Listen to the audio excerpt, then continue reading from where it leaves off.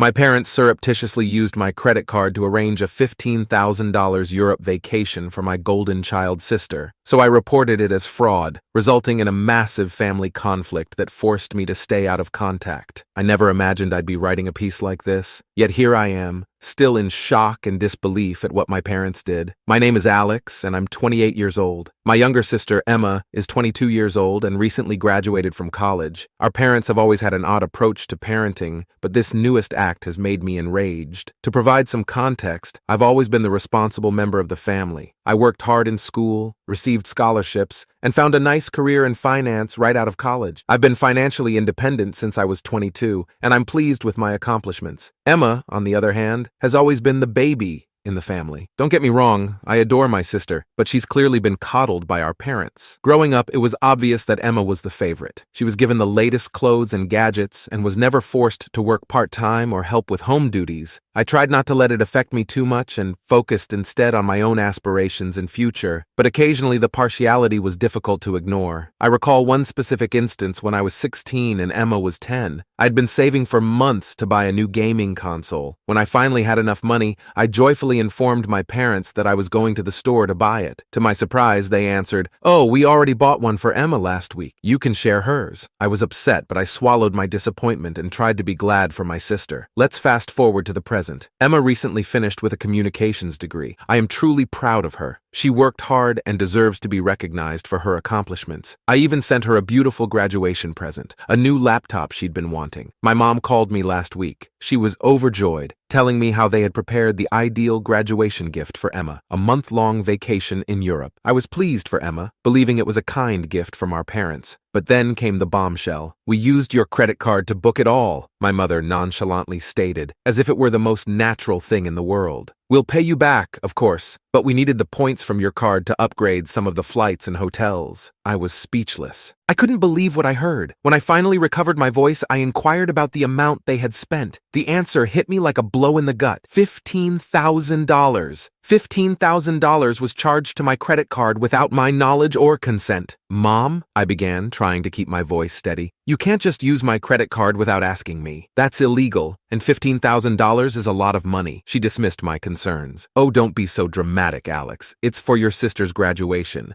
We're family and family helps each other out. Besides, we're good for it. We'll pay you back eventually." When? What exactly did that mean? And since when has $15,000 been considered casual? I attempted to explain to my mother why this was such a big deal. The influence on my credit score, the possibility that I'd need the credit limit for an emergency, the sheer breach of trust, but she wasn't listening. "You've always been so selfish," she replied, her voice becoming cold. "Can't you just be happy for your sister? This is her big moment, and you're trying to ruin it with your penny-pinching ways?" I couldn't believe what I heard. I was considered selfish for being concerned about a $15,000 unauthorized charge on my credit card. I hung off the phone feeling angry, wounded, and incredulous. Over the next few days, I tried to talk to my father, hoping he'd be more reasonable, but he agreed with my mother, telling me I was overreacting and that I should be more supportive of my sister. Emma, for her part, appeared clueless about the entire event. When I tried to talk to her about it, she just gushed about how happy she was about the trip and thanked me for helping with her graduation gift. I felt crazy. Was I truly the unreasonable one here? I decided to phone the credit card company to dispute the charges, but to my horror, I learned that my parents had used my card details, which they kept for emergencies, to book everything online. The credit card company stated that because I had provided them with my information, it was not deemed fraud. Now I'm faced with a $15,000 bill, a maxed-out credit card,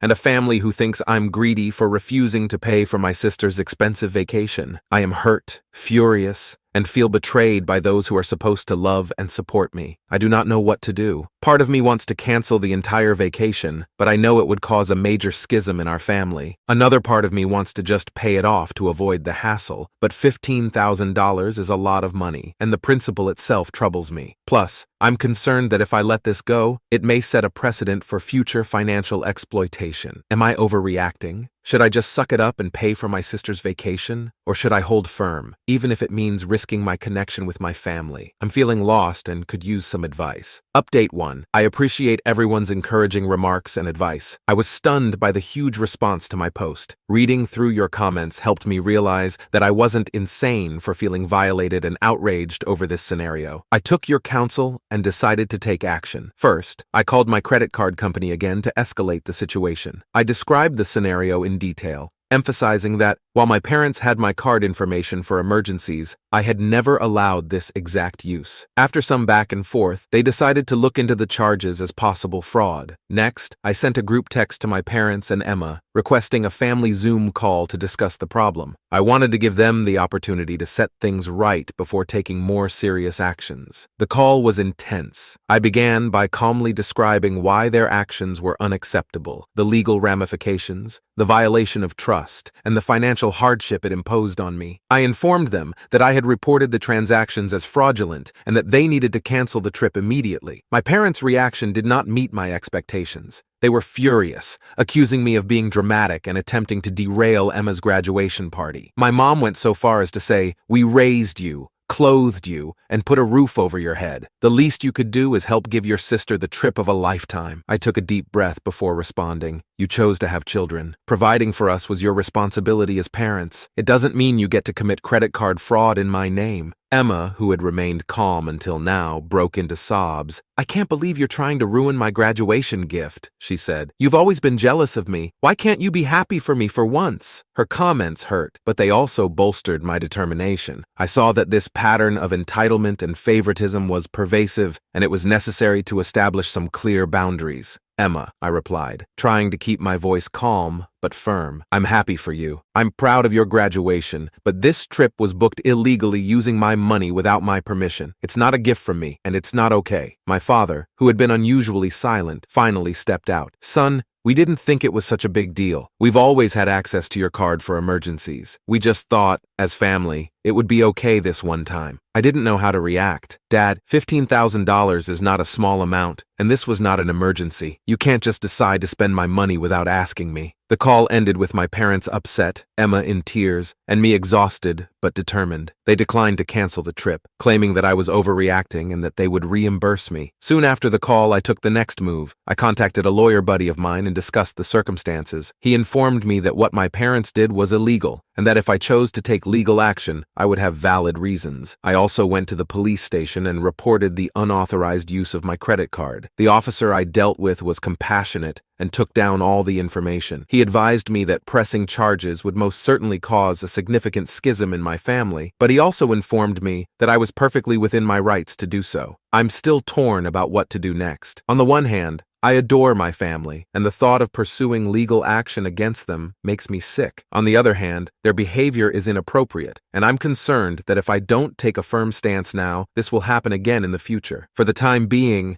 I've opted to await the results of the credit card company's investigation. I have also frozen my credit to prevent further fraudulent use of my information. This entire experience has made me understand that I need to set greater boundaries with my family. I've always tried to be the peacekeeper, to smooth things over and make everyone happy, but in doing so, I've let myself be taken advantage of numerous times. I am hurt and outraged, but I also feel a strange sense of empowerment. For the first time, I'm standing up for myself and saying, no, this is not acceptable. It's uncomfortable and frightening, yet it also seems necessary. Thank you all again for your encouragement and wisdom. I'll update again as soon as I know more information regarding the credit card probe, or if anything else happens with my family. Update 2. It's been several weeks since my last update, and a lot has happened. I'd like to thank everyone again for their help and advice. Your remarks have given me strength during this tough time. First, the good news. The credit card company's investigation ended in my favor. They agreed that the accusations were improper and reversed them. It's a big relief to have the $15,000 burden lifted off my shoulders. Now for the familial fallout. When my parents and Emma discovered that the vacation had been canceled owing to a credit card chargeback, all hell broke loose.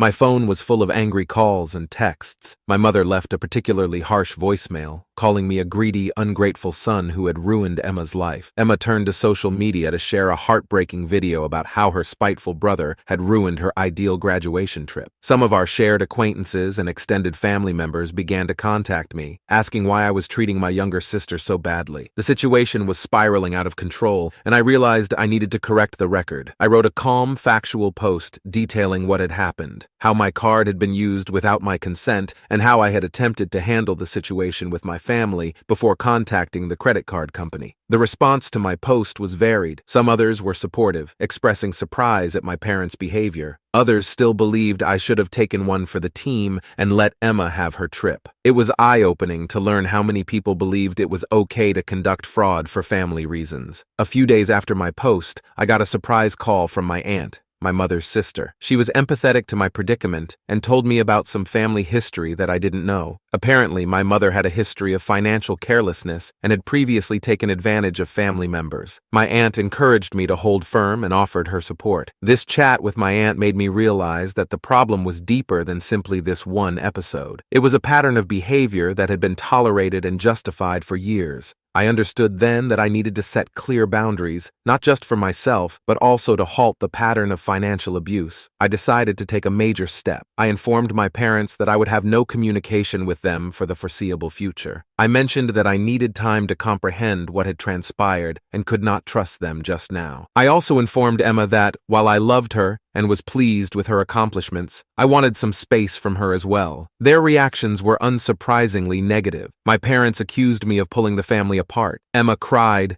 accusing me of punishing her for something she didn't do. It was difficult, but I stood by my decision. In the midst of all this familial dysfunction, I've been working on safeguarding myself against potential financial exploitation. I changed all of my passwords, closed the credit card that my parents had access to, and opened a new one with a different bank. I've also started seeing a therapist to work through my emotions about the situation and establish healthier limits. One unexpected positive result of this journey has been a closer relationship with my aunt and a couple of cousins who have reached out to provide assistance. It's comforting to know that not everyone in my family feels that what my parents did was acceptable. Regarding Emma's graduation vacation, I heard through the family grapevine that my parents are still considering sending her somewhere. Part of me feels sorry for her losing out on the Europe vacation, but I keep reminding myself that it was not my obligation to provide it for her. I am still dealing with thoughts of guilt and mistrust. Sometimes I wonder if I did the right thing or if I was too harsh. But then I recall how violated I felt when I learned what they had done, and I know I made the correct decision by sticking up for myself. This incident was a tough wake-up call, but it also taught me valuable lessons about self-respect and setting limits. I'm learning that it's all right to say no, even to family, and that love should not have a price. Thank you again for your support. I'll keep you updated if there are any important developments, but for the time being, I'm focusing on healing and moving forward. Post 3. It's been nearly 2 months since my last post, and I'd like to share some progress with you all. Your ongoing support and advice have been vital during this difficult time. First, I'll address the most important issue, the legal status. After careful study and consulting with my lawyer, I decided not to file charges against my parents. This was not an easy decision, and I know many of you advised me to pursue legal action. However, my lawyer said that because the credit card company had reversed the charges, prosecuting a criminal case would be hard and potentially costly, with no assurance of success. Instead, we wrote my parents a formal cease and desist letter, informing them that any further attempts to utilize my financial information would result in instant legal action. Now, for the family situation. The period of no communication with my parents and Emma has been both stressful and educational. It's given me time to ponder our family relationships and improve myself. I've been going to therapy on a regular basis, which has been quite beneficial in helping me process my feelings and set healthier limits. About a month into the no-contact period, Emma sent me an unexpected email. Compared to her prior crying claims, this email was rather sophisticated. She wrote that she had thought a lot about our parents' actions and understood how wrong they were. She apologized for her first reaction and for not advocating for me. Emma said that she had always known about favoritism, but had been too afraid and comfortable to question it. I was cautiously optimistic about Emma's email, but decided to take it slowly. We've had a few phone calls since then,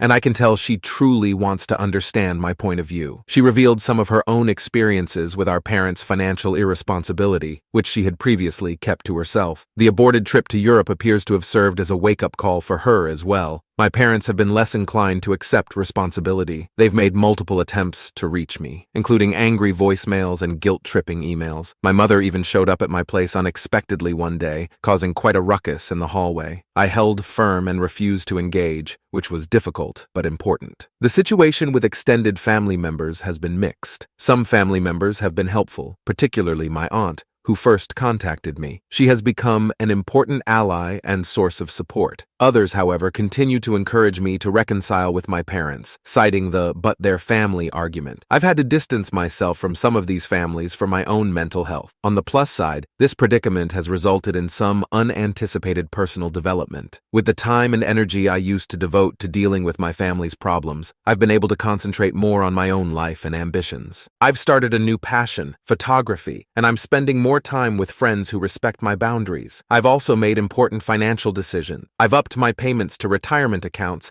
and begun to construct a more substantial emergency fund. This entire experience has truly emphasized the significance of financial independence and stability. One particularly satisfying occasion occurred last week. I was promoted at work, which included a significant rise. Previously, I might have felt forced to share this news and the financial rewards with my family. This time, I celebrated quietly with a few close friends, pleased with my successes but free of shame or obligation to share. Regarding Emma's graduation vacation, I learned from my aunt that our parents sent her on a 2-week tour of California. Emma seemed to appreciate it. Looking ahead, I am cautiously optimistic. I've chosen to extend my no-contact period with my parents for at least 3 more months. I need more time to recuperate and to determine whether they are capable of respecting my boundaries. With Emma, I'm willing to gradually repair our friendship, but I'm treading carefully and setting clear boundaries. This event taught me a lot about setting boundaries, advocating for myself, and understanding the actual meaning of family. I've understood that family is more than just blood links. It's about mutual respect, support, and love. The friends and relatives who have supported me during this ordeal have taught me what true family is like. I also learned an important lesson about financial freedom. I've always been good with money, but this situation has made me even more attentive. I've increased security measures on all of my accounts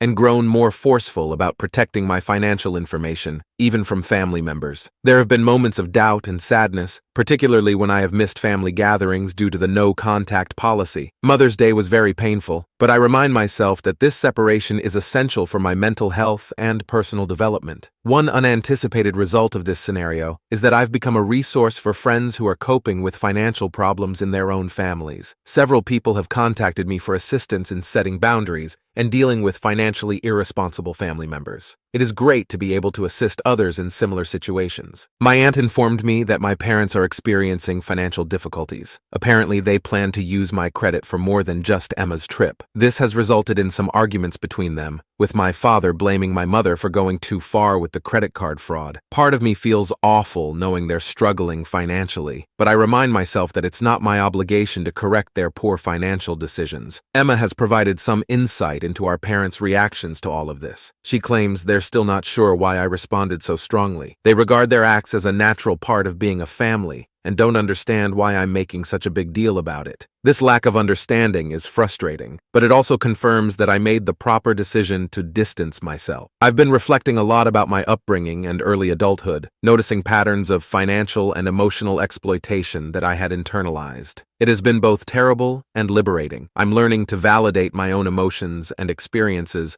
without needing permission from my parents. In my personal life, I've begun dating again. I've been cautious about getting involved with anyone while dealing with so much family dysfunction, but I recently met someone who has been quite understanding of my position. It's early days, but it feels fantastic to be connecting with someone who respects my boundaries and principles. I'm also considering making some major life adjustments. I've always wanted to get a master's degree, but I put it off because I was concerned about how it would affect my capacity to support my family financially. Now, I'm actively researching programs and contemplating taking the jump. It is empowering to make decisions based only on what is best for me and my future. As I write this report, I am impressed by how much has changed in only a few months. The initial shock and indignation have subsided, replaced by a sense of quiet determination. I am no longer simply responding to my family's activities. I am actively building the life I desire for myself. To those of you who are coping with similar family troubles, please know that things will improve. Setting limits is difficult, and there may be repercussions, but remain firm. You have the right to safeguard yourself, your assets, and your mental health. Thank you all for your continued support on this adventure. Your counsel and encouragement have been lifelines.